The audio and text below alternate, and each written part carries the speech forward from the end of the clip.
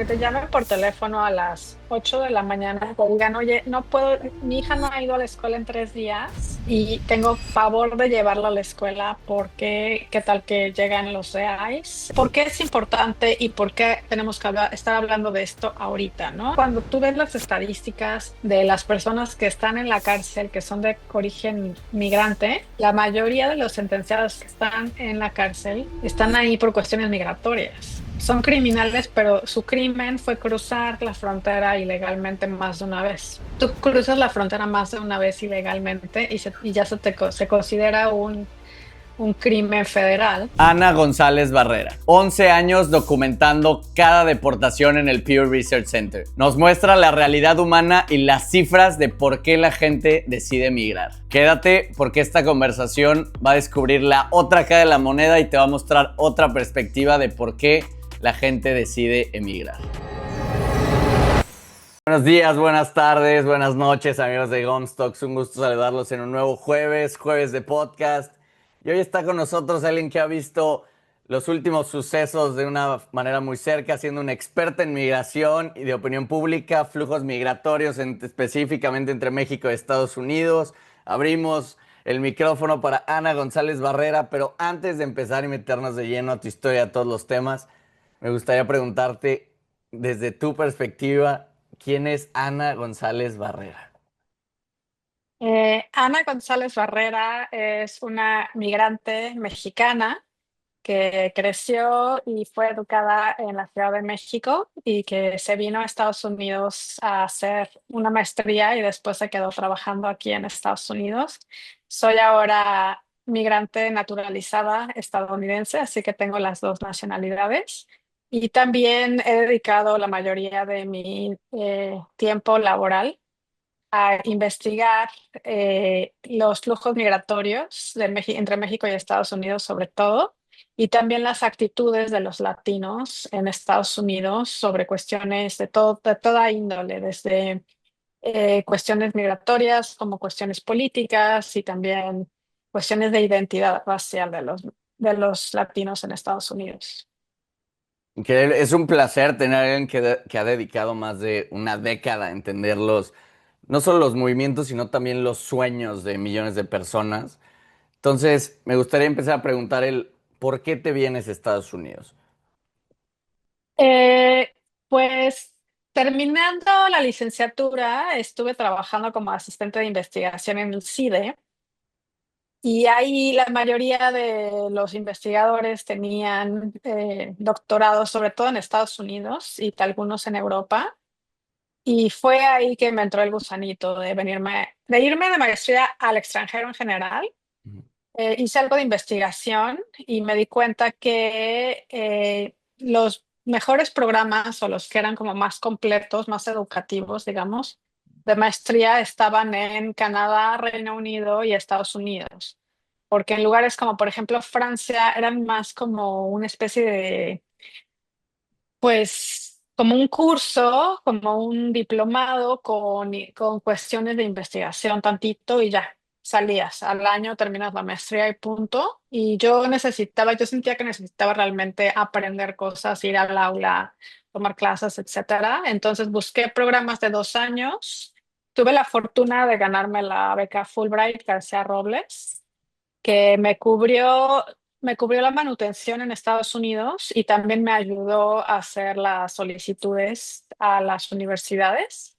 Terminé yéndome a la Universidad de Chicago, a la maestría en políticas públicas ahí, y fue una experiencia inolvidable, bastante rigurosa la universidad, más de lo que esperaba. Me costó bastante trabajo, pero bueno, Tú te, salimos triunfantes. tú te graduaste del Ibero. Hemos tenido hace poquito estuvo Ujú. Mauricio Mechulam, también Ah, maestro, sí. maestro del Ibero, justamente en lo mismo que tú, en relaciones internacionales. Ujú. Hay una Llevas 13 años en el Pew Research Center, marcando todo en temas de datos, tendencias. ¿Para ti qué es lo más retador de convertir los números, un dato duro, en humanidad? ¿O cómo lo conectas? Es difícil conectar la humanidad. Normalmente en el Pew Research dejamos que los periodistas o personas como tú hagan justamente ese lazo entre los números y la humanidad. Y eso normalmente se hace a través de las entrevistas eh, con personas de a pie o personas que están viviendo lo que uno está explicando.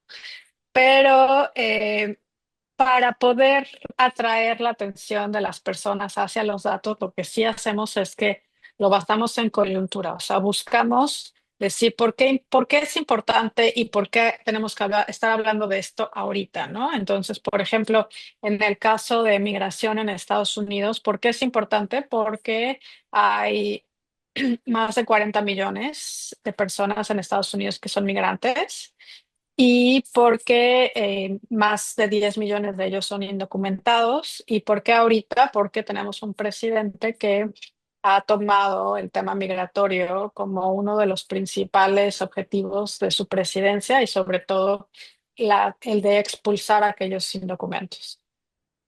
Pero cuando nosotros lo vemos, o sea, solo en términos de datos, o sea, por ejemplo, en el término de una empresa, no dices, necesitamos cortar costos, entonces, ok, hay que despedir gente, pero pues el despedir gente no es nada más, ok, es otro número. O sea, o sea, se puede ver en el balance sheet nada más como un número más, pero no luego pensando en el impacto que puede tener. O sea, tú cuando regresas a alguien a su país, cuando dejas a alguien sin trabajo, no estás impactando solamente a una persona, puede ser, es el ingreso de chance 4 o 5 personas, que yo creo que ese es también uno de los retos más grandes. Entonces, ¿cómo ha cambiado tu forma de ver el mundo desde estudiar la migración? O sea, no solo desde la política, sino desde la realidad de las personas. Sí, y bueno, de hecho fue así como yo empecé a interesarme en este tema. Yo estudié relaciones internacionales, como lo marcabas antes, y cuando llegué a mi maestría en Chicago tuve como un shock cultural, porque en Chicago hay muchísimos mexicanos, migrantes, y también nacidos ahí, y para mí era como muy impresionante que hubiese tantas personas ahí, pero que realmente teníamos muy poco en común. ¿Por qué? Porque muchos de ellos eran trabajadores que habían venido como trabajadores temporales, que se habían quedado, que habían conseguido papeles, otros habían cruzado la frontera de manera ilegal. Eh, a mí me sorprendía mucho que, por ejemplo, caminando en las calles del centro de Chicago, la gente me viera y no pensase que fuese yo mexicano. Pensaran, incluso los mexicanos pensaban que era yo italiana, francesa, qué sé yo. Eh, Se sorprendían mucho cuando les hablaba yo en español y además con acento chilango. Y fue así como me empecé a interesar en el tema. En ese entonces también se empezaba apenas a discutir lo que se conoce como el Dream Act, que era darles la residencia permanente a aquellos que vinieron a Estados Unidos como niños con sus papás de manera ilegal. Eh, y bueno, todo esto me interesó muchísimo y fue por eso, fue por el contacto con personas y escuchar sus historias de migración y de también resiliencia de estar en este país, que me interesé en el tema. Me fui por los números porque la maestría que estudié es muy cuantitativa Ok. y también yo creo que cuando uno habla solamente de números es mucho más fácil de manejar, o sea, es mucho menos emocional, es algo que no es tan, eh, bueno, cuando están, por ejemplo, deportando cientos de miles de personas, es algo que puedes decirlo como si fuera nada, como si fuera un balance sheet, como dices. Ujú. En cambio, cuando ves a las familias directamente, o sea, mi hija, por ejemplo, tengo una hija de 8 años, va en una escuela bilingüe aquí en Estados Unidos, en Ok. donde hay bastantes padres indocumentados. Y entonces cuando hablas con ellos, ves realmente el terror que tienen de que se les vaya a aprender, que se les vaya a deportar, recibir llamadas. Cuando estuvieron hace como un mes haciendo redadas aquí en Washington y se anunciaron redadas justo en la escuela de mi hija, porque además de los padres indocumentados, también hay varios maestros que sí tienen documentos, pero que entraron en los años recientes y están pidiendo asilo. Ok. Algunos de ellos de Venezuela, etcétera. y a eso se les está revocando los permisos ahorita. Entonces, hablar con los papás que te llamen por teléfono a las 8 de la mañana, que digan, oye, no puedo, mi hija no ha ido a la escuela en 3 días, y tengo pavor de llevarla a la escuela porque qué tal que llegan los ICE, los agentes federales que hacen los arrestos de migración y algo malo pasa. Eh, la comunidad en la que estoy en esa escuela bilingüe es muy unida, apoya mucho, así que fue impresionante porque en cuanto se anunciaron las redadas, había entre 30 40 padres todo el tiempo en la entrada de la escuela vigilando y protegiendo para que no llegaran los guys y si llegaban para grabarlos, para interrogarlos, etcétera.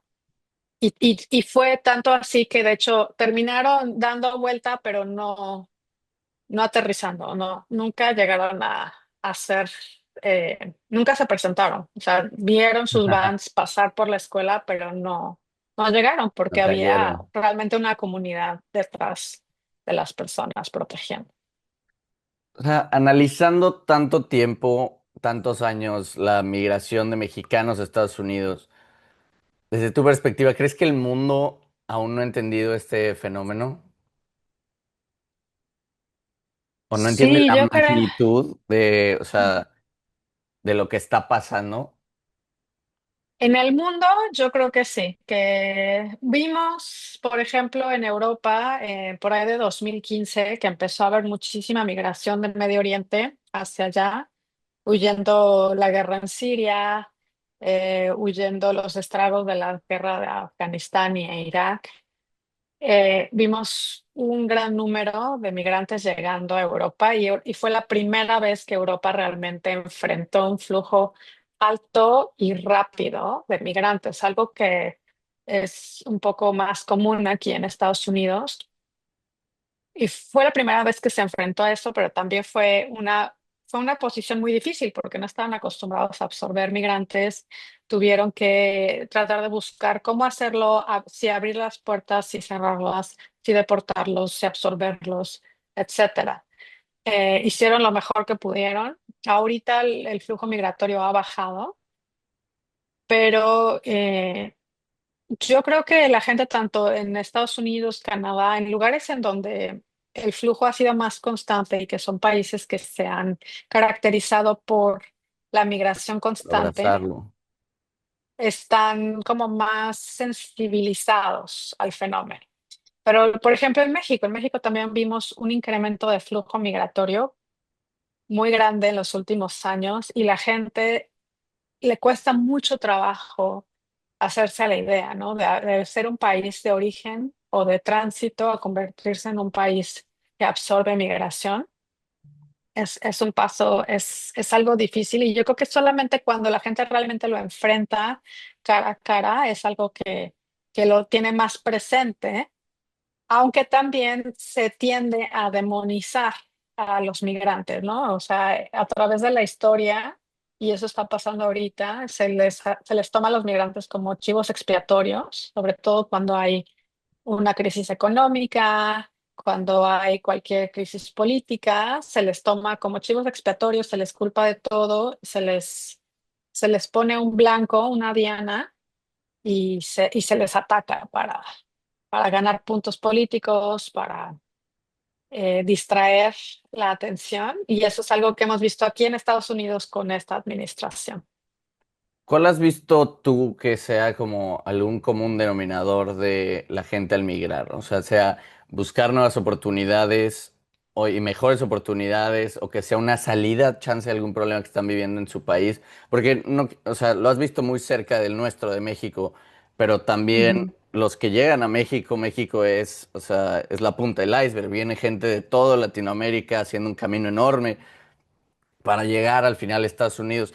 ¿Cuáles has visto tú que es como el común denominador o la principal razón por la que la gente lo hace? Bueno, todo el mundo busca mejorar su situación. Entonces, esto puede ser por razones económicas, pero también puede ser por cuestiones de seguridad. Eh, Cuando hemos hecho encuestas a los hispanos en Estados Unidos que han migrado, la mayoría nos dice que vinieron aquí por una oportunidad laboral. Otros nos dicen que vinieron a reunificarse con familiares, es decir, que ya su esposo, el papá, la mamá o alguien migró previamente y entonces ellos están viniendo para encontrarse con ellos aquí en Estados Unidos. Ok. Y algunas razones un poco menos comunes son la cuestión de protección de algún peligro o algún riesgo en el país de origen, o por ejemplo, como nosotros que venimos a estudiar a Estados Unidos. ¿Qué tanto, ahora hablando de temas para tener éxito siendo un migrante, qué tan atrás empezamos la carrera o qué tan complicado lo ves siendo un migrante, ser exitoso en otro país? O sea, salirte como que de ese bias y como que lograr en lo que este país llaman el sueño americano.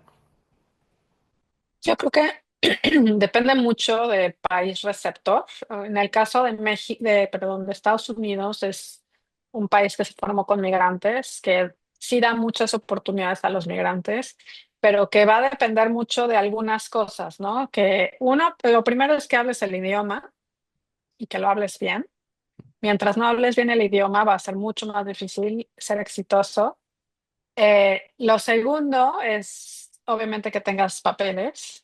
Si vienes aquí de manera legal o si logras obtener tu legalización estando aquí, eso te abre muchas puertas. O sea, desde poder pedir trabajo en el gobierno hasta poder abrir un negocio legalmente, comprar una casa, etcétera. Una vez que tienes esas dos cosas, pues necesitas un poco de suerte y mucho trabajo. Pero yo creo que es bastante posible aquí en Estados Unidos. En otros países yo creo que es mucho más complicado porque, por ejemplo, en México, tan solo para los mexicanos es difícil. El ser emprendedores, el conseguir un crédito para un negocio, incluso para una casa. Entonces, allá las barreras, incluso para los nacionales, son altas. Las barreras para los inmigrantes son aún más altas.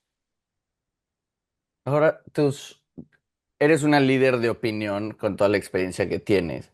¿Cómo manejas un poquito la responsabilidad de que todo lo que tú dices se puede convertir en narrativa pública? ¿Cómo mantienes y te mueves en ese hilo que a veces puede ser muy delgado?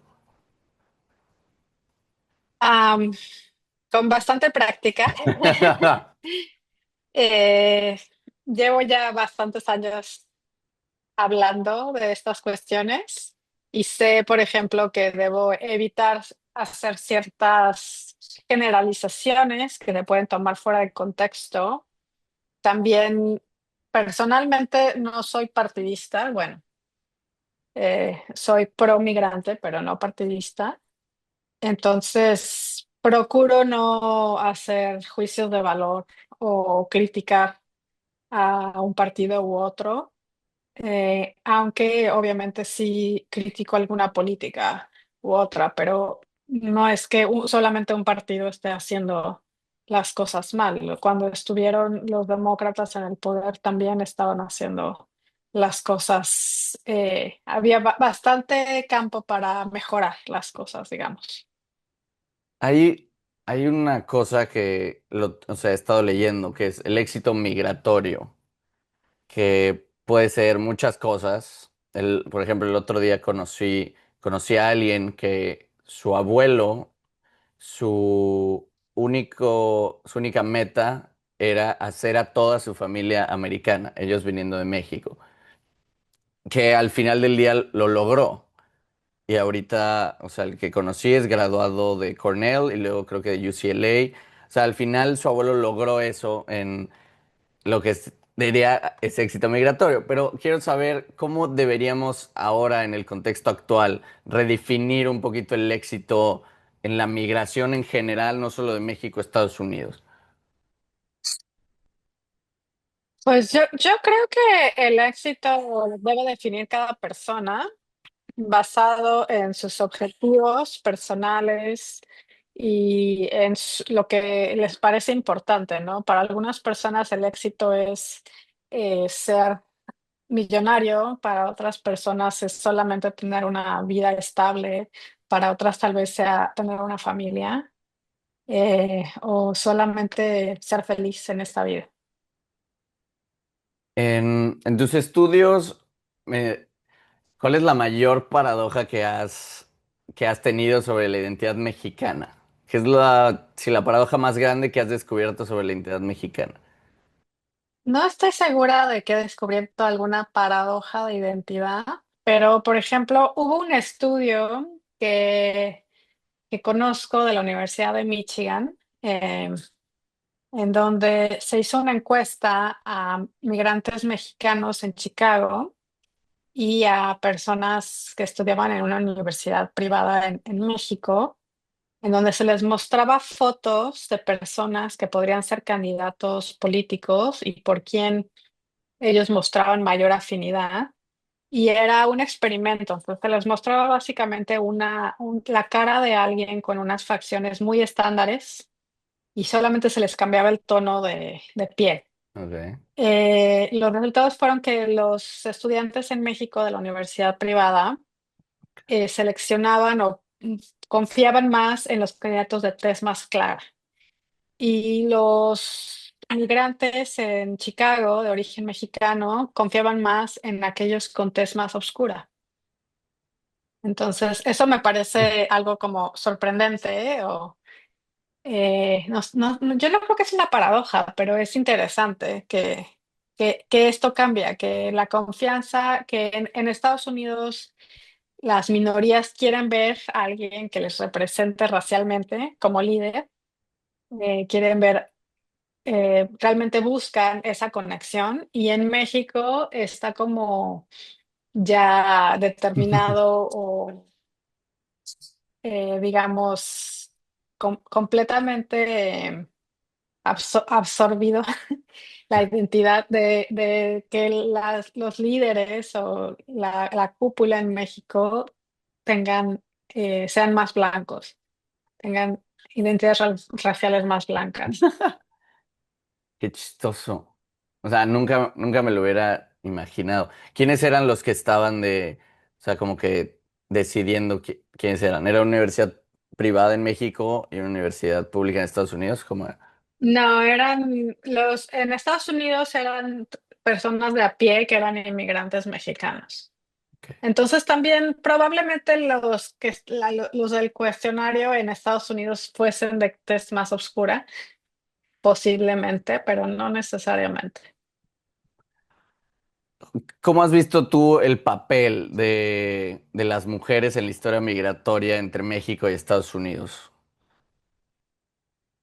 Pues ha sido como más secundario, sobre todo porque al principio vimos que los flujos migratorios entre México y Estados Unidos era particularmente hombres solos que venían a trabajar para proveer, que venían una temporada, regresaban a México para ver a sus familias. El flujo migratorio de mujeres muchas de ellas vienen más por reunificación familiar que por la búsqueda de oportunidades. Y lo puedes ver en las aprehensiones, o sea, cuando ves mujeres, las ves normalmente acompañadas de familia, y cuando ves hombres, los ves solos, que vienen a trabajar. No siempre, no todos, pero es más común que cuando se vienen solos y solo a trabajar sean más los hombres que las mujeres. Las mujeres tienen, incluso las que tienen educación, universidad, maestría, etcétera, es más probable que te hayan dicho que vienen por reunificación, por el marido, por algo así, que a trabajar. Ok. Tien- Ahorita con el actual discurso del presidente, todo lo que está pasando en Los Ángeles, en todo Estados Unidos, las redadas, ¿cuál es tu punto de vista desde el discurso del presidente de nos están quitando nuestros trabajos, no son americanos, están usando trabajos y ganando dinero que se supone que es para los americanos, no para migrantes, no hablo de solo mexicanos, sino todos los latinos o de cualquier otro país que estén aquí? ¿Cuál es tu punto de vista sobre la situación actual? Está, sí, ¿cuál es tu opinión? Bueno, como mencionaba antes, esta administración ha tomado a los migrantes, sobre todo los indocumentados, como chivos expiatorios de todos los males. O sea, te voy a contar, por ejemplo, un comercial que he estado viendo muchísimo en la tele últimamente, en donde, que no tiene ningún sentido, por cierto, en donde algún grupo pagó el comercial para decir que la inflación o parte de la inflación se genera porque hay abogados que están demandando a el gobierno y a otros por cuestiones, nada más por sacar dinero, o sea, que son demandas ficticias y que entonces están coludidos con MS-13, la Mara, o sea, Salvatrucha, para conseguir casos, migrantes indocumentados, para que finjan que tuvieron, por ejemplo, un accidente en un sitio de construcción y puedan demandar a sus jefes. Y yo así como eso no tiene ningún sentido. O sea, como eso, en primera, como la Mara Salvatrucha va a tener algo que ver con los abogados. Y en segundo, ¿qué le beneficia al de la construcción meterse en esas broncas para que después lo deporten? Y en tercero, ¿cómo va eso a impactar la inflación a nivel nacional? O sea, ya así como, o sea, totalmente chivos expiatorios ahí. También se nos culpa de la crisis del fentanilo, de los opiáceos en Estados Unidos. Eso es algo que realmente ha pegado muchísimo, que es una pandemia en Estados Unidos. Mucha gente ha perdido familiares, se ha muerto muchísima gente de todas las razas y colores. Eh, y se nos culpa también de eso. De hecho, una de las condiciones que se le dio a México para poder quitar los aranceles o atrasarlos fue que se controlara el flujo de fentanilo desde México, que, o sea, eso me parece un poquito ridículo. Em, sí, sobre todo en esta administración se nos trata de echar la culpa de muchas cosas como porque es fácil, porque eh, tan solo por aquellos que están aquí sin papeles, que son más de 10 millones en Estados Unidos, eh, en un principio pues ya violaron la ley migratoria, entonces es muy fácil tachárseles de criminales. Pero por ejemplo, cuando tú ves las estadísticas de las personas que están en la cárcel, que son de origen migrante, Ujú. la mayoría de los sentenciados que están en la cárcel están ahí por cuestiones migratorias. O sea, son criminales, pero su crimen fue cruzar la frontera ilegalmente más de una vez. Ok. Tú cruzas la frontera más de una vez ilegalmente y ya se considera un crimen federal y entonces te hacen un juicio y te meten a la cárcel. La mayoría de esos juicios terminan a favor del gobierno y estos migrantes terminan aproximadamente 2 años en la cárcel. Entonces, imagínate eso, o sea, que digan que somos unos criminales, pero realmente el único crimen que hemos cometido es venir a Estados Unidos a buscar una mejor vida, un trabajo. Y de hecho está comprobado que la tasa de crimen baja en lugares en donde hay muchos inmigrantes. Sí, yo creo también la promoción ha sido muy, no amarillista, pero sí demostrándolo, porque si nos vamos justo a tu tema, si nos vamos a los datos, lo comparamos con Obama, que es el presidente que ha hecho más deportaciones. Trump no está ni siquiera cerca del número de Obama, y, pero en el papel, en las noticias, en todo esto, parece que es más. Pero no, Obama ha deportado a más gente que Trump y todavía es así. ¿Cómo has vivido tú este cambio de primero verlo desde cuando estaba el presidente Obama y ahorita verlo cuando está el presidente Trump? ¿Qué diferencias has visto y cómo has sentido también la gente en los distintos años? Yo creo que, como dices, que Obama deportó, el deporter in chief, le decían, porque deportó un número récord de migrantes. muchos de ellos de origen mexicano, pero los deportaban en frontera, o sea, recién entrados los regresaban. Eh, y también números récords en cárceles por cuestiones migratorias. Pero la diferencia es sobre todo el discurso. O sea, Obama trataba de caer bien a los demócratas, entonces estaba tratando de asegurar la frontera para controlar el flujo y para después convencer a la gente de hacer una reforma migratoria. Mientras que Trump no tiene ningún interés en una reforma migratoria, a menos de que sea para limitar el flujo migratorio.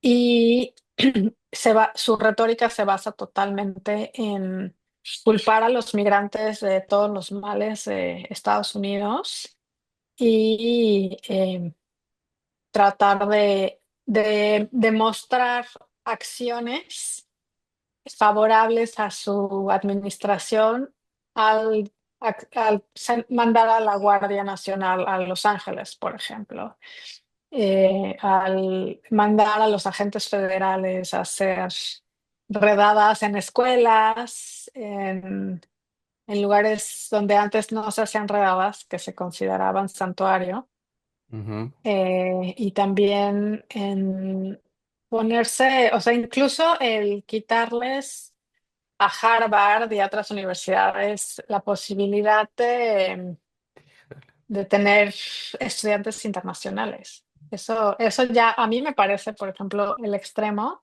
Eso no lo anuncia tanto. O sea, el pleito con Harvard sí, pero el que está limitando incluso la migración legal, eso no lo pone, por ejemplo, en su discurso, pero sí está sucediendo.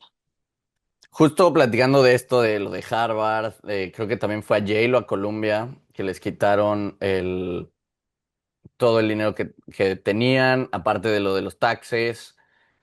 Hace poquito fui a cenar con un par de seis mentes brillantes mexicanas, todas doctores de Harvard, de MIT. Muchos vinieron con scholarships, todos ellos son verdaderamente brillantes, todos en el campo de la medicina. Uno ya estuvo en el podcast, que fue el doctor Ulises Ruiz Esparza. Entonces, con ellos platicábamos, justamente discutíamos esto. Yo no sabía nada, porque uno no era mi campo y no estaba enterado de todo esto y ellos lo estaban viendo de cerca. Pero lo que comentaban era que era muy grave, porque hay doctores que llevan haciendo research años, son pioneros en sus campos, son mentes geniales y ahora con este movimiento ya no van a poder tener y seguir haciendo el research, ya no van, tienen que salir a buscar una carrera a una empresa o ver qué hacen porque ya no le pueden pagar a los estudiantes o sea, que están trabajando con ellos y a ellos tampoco ya se van a poder o sea, subsidir en Boston. Entonces tienes a gente de, no sé, 40, 50, hasta 60 años que llevan una carrera de 20 años haciendo research en materias súper específicas, muy complejas, donde necesitas manejar un expertise muy alto y ahora pues, te tienes que salir a buscar trabajo porque alguien decidió que ya no, que lo que tú haces ya no importa. Entonces me hizo algo verdaderamente impresionante pensar que alguien que tiene, no sé, 50, 60 años, que lleva, calcular unos 20, 25 años haciendo research, trabajando en un tema que no es explorado, rompiendo barreras todos los días, porque pues con cada nuevo descubrimiento que él está haciendo es algo nuevo, es algo que no se ha creado, y ahora ya te dan las gracias, literalmente, y te tienes que ir a buscar trabajo en una empresa o en otro lado, porque si no, ya no puedes vivir. O esa es la puntita del iceberg. La otra es que te tienes que regresar a tu país a ver qué haces. Y pues no es lo mismo trabajar en MIT, Harvard, que regresarte a trabajar, no sé, en México, en Colombia, en Perú, en Chile, en cualquier lugar que pongas de Latinoamérica en tu país. ¿Qué opinas que va a pasar con esto hacia el futuro? ¿Cómo lo ves?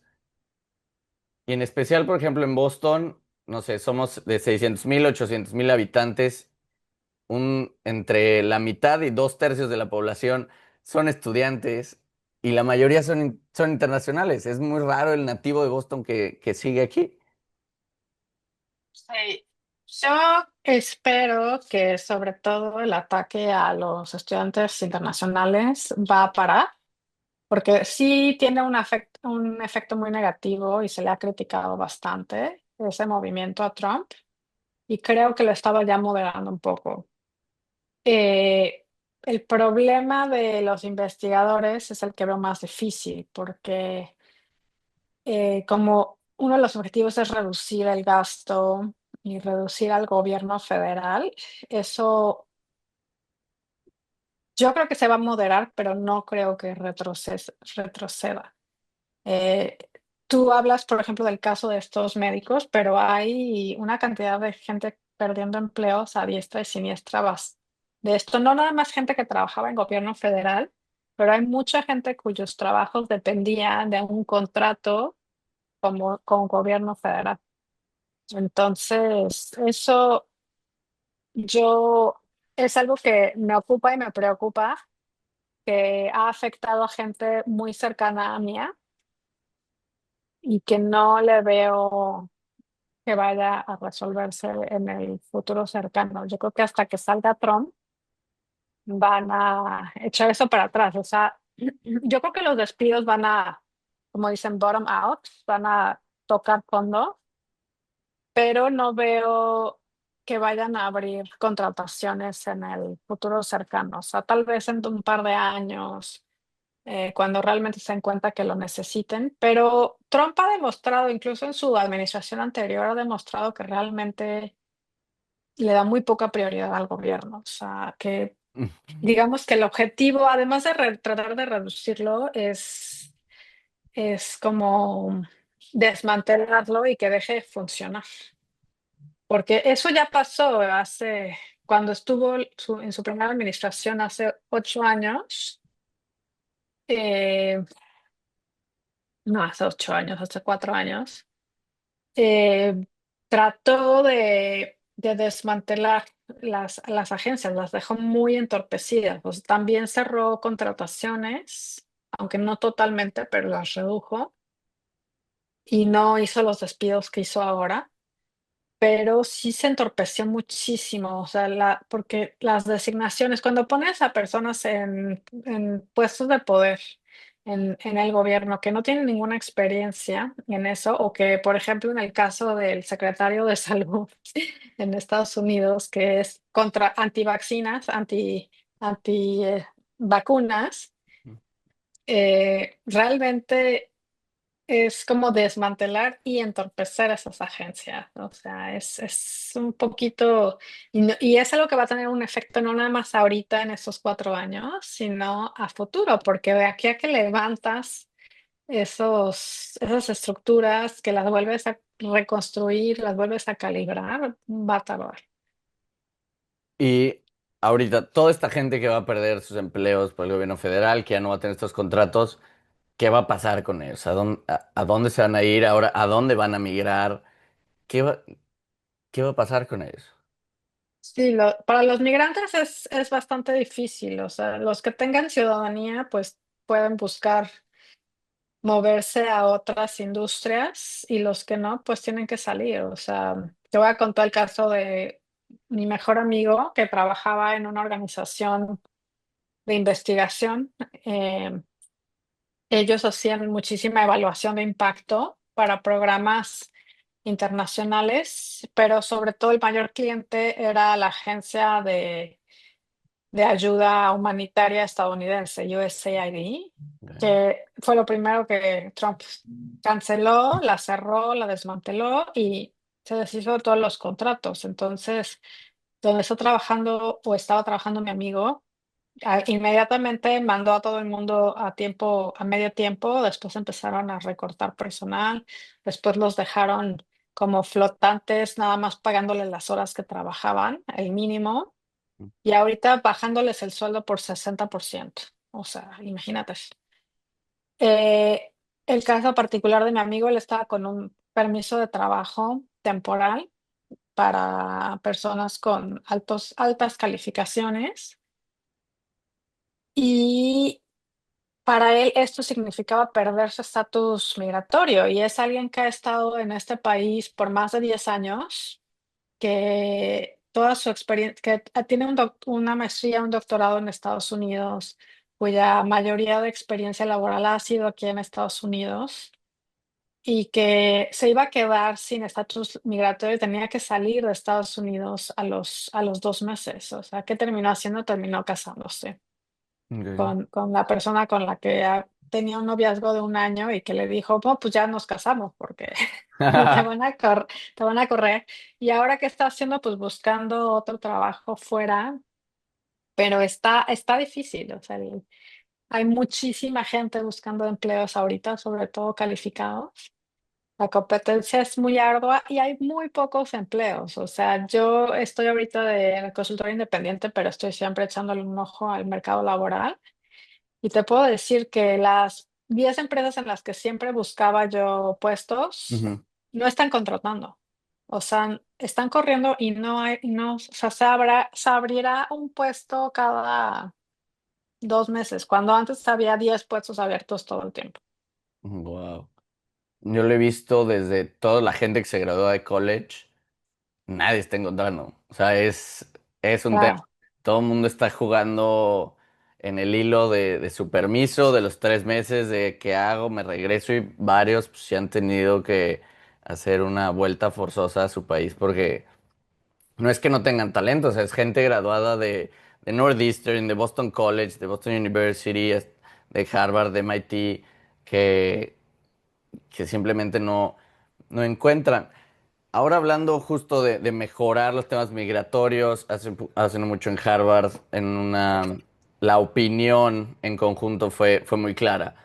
Alguien preguntó en el foro que qué podrían hacer como para mejorar su estatus migratorio y los ponentes, el mensaje fue claro y directo, no lo pienses, o sea, no va a pasar mientras esté esta administración en el poder, no va a Mm. suceder, no busques por ahí porque va a ser algo muy complicado en este tiempo. Pero tú, ¿cómo ves o alguna alternativa de intentar mejorar el estatus migratorio? ¿Hay alguna forma? ¿No la hay? ¿Qué, qué mensaje, qué opinas tú de esto? ¿Cómo podría Sí. mejorar alguien que lleva años en el país su estatus migratorio? Bueno, desde la última reforma grande migratoria en Estados Unidos, la forma más fácil de emigrar ha sido a través del matrimonio, porque se le dio primacía, se le dio más importancia a las cuestiones familiares, de reunificación para migración, que a las cuestiones laborales o económicas o de refugio. Entonces, eso ha sido y sigue siendo la mejor forma, la forma más fácil e inmediata de emigrar. O sea, conozco N mil personas que a través del camino de venir aquí a estudiar y luego de ahí conseguir la visa laboral, etcétera. O sea, la forma en la que terminan dando el paso a convertirse, la mayoría, a convertirse en residentes y luego ciudadanos, ha sido a través de casarse con alguien que tiene la ciudadanía. Obviamente esto no es factible para la mayoría de las personas, ya sea por edad, porque ya tienen una pareja o porque simple y sencillamente no han conocido a alguien con esas características. Pero sí, no es algo que creo que va a cambiar en un momento cercano y mucho menos mientras esté Trump en el poder. ¿Qué te gustaría que supiera cualquier mexicano, latinoamericano, cualquiera que quiera migrar, específicamente a Estados Unidos?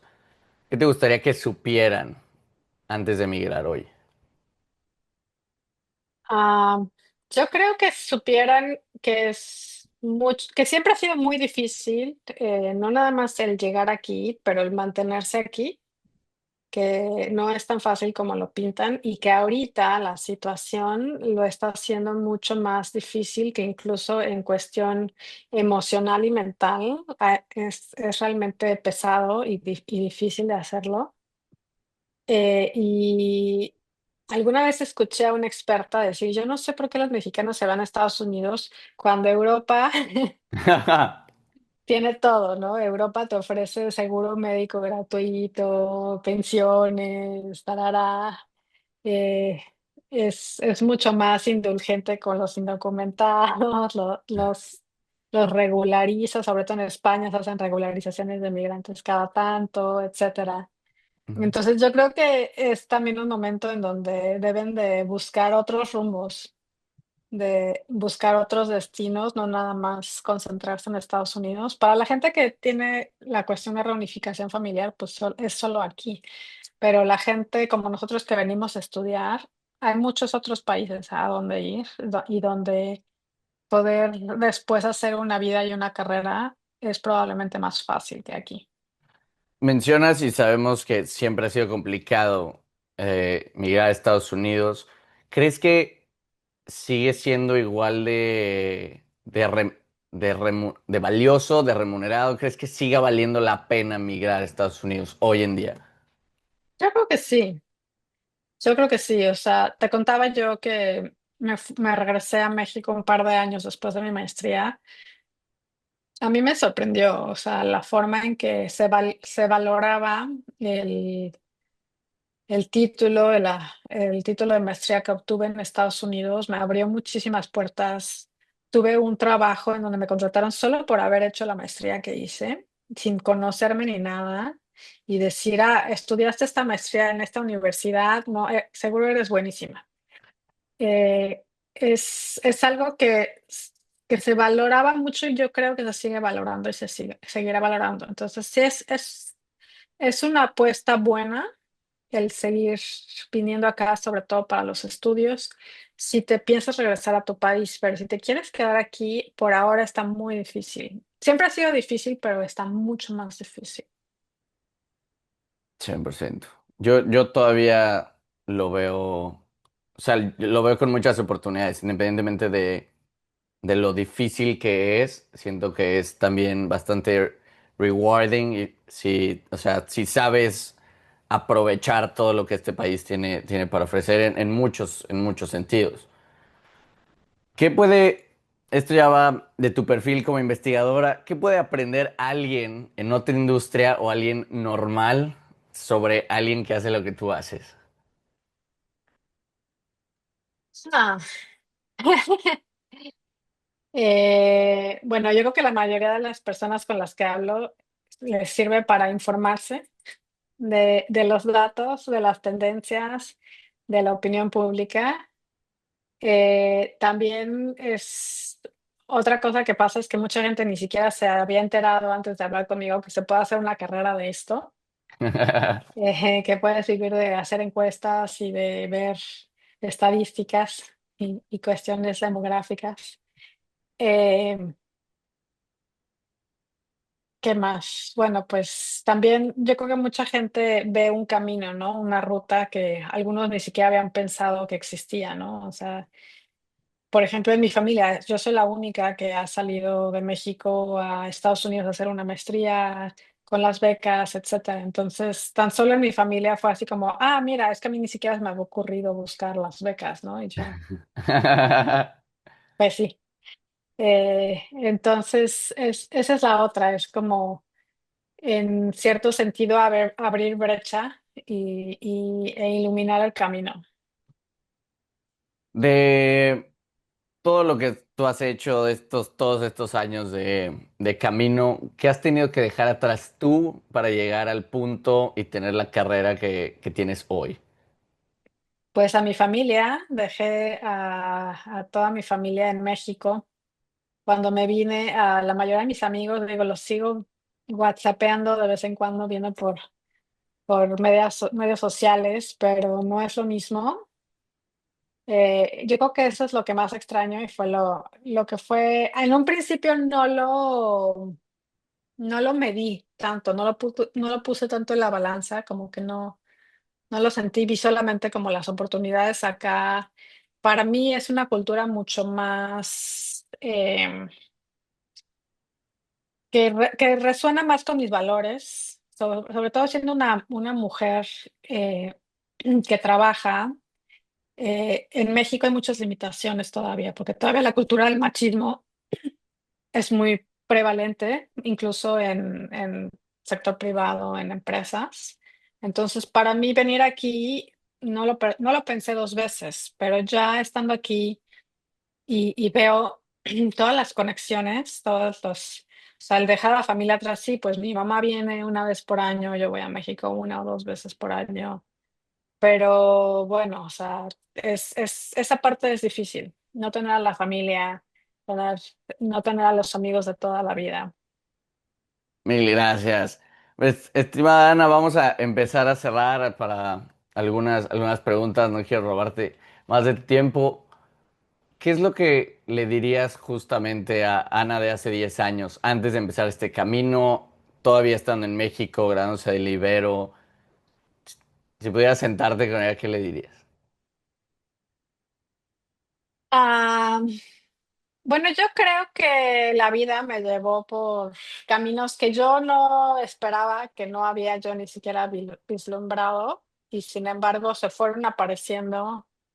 Y yo creo que le diría solamente que la perseverancia me ha pagado, me ha redituado con creces y que continúe trabajando fuerte, siendo no workahólica, pero tomándome las cosas en serio y demostrando que sé hacer las cosas, que tengo una valía, eh, y preocupándome también por los demás y por la sociedad.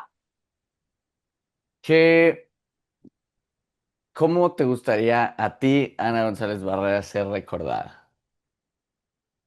Mm. Am, Supongo que como una experta en migración, pero sobre todo como una buena persona, como una buena madre, una buena amiga.